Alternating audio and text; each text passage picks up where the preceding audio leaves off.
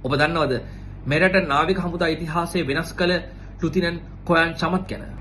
මෙරට යුද හමුදා ඉතිහාසය තුල ඔහුගේ නම රන් අකුරෙන් ලියවී තිබෙනවා.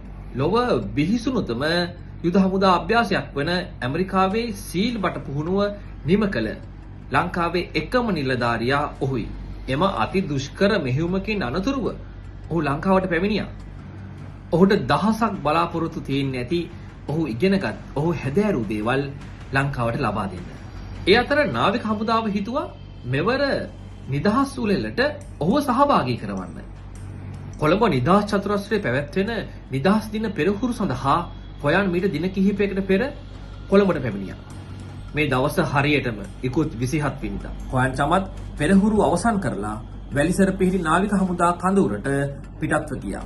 දවසේ රාජකාරී අවසන් කරලා ඔහු සාමාන්‍ය විදිහට නිින්දට යන්නේ පසුදා උදෑසනම පෙරහුරු සඳහා සහභාගී වීමේ අරමුණ ඇතිවයි. අලුයම අවදි වෙච්ච ඔහුගේ මිතුරන් කොයන්ව හොයන්න පටන් ගත්තා.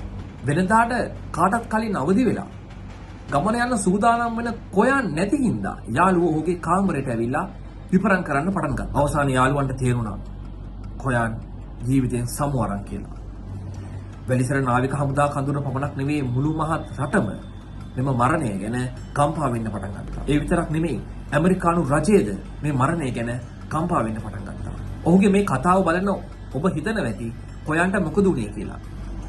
තාමත් කොයන්ගේ මරණයට නිශ්චිත නිගමනයක් නැහැ. රාගමරෝහලේ අධිකරණ වෛද්‍ය නිලධාරියා සඳහන් කරලා තියෙන්නේ මීට අදාළ ඉදිරි විමර්ශන තවදුරටත් සිදු කෙරෙන බවයි.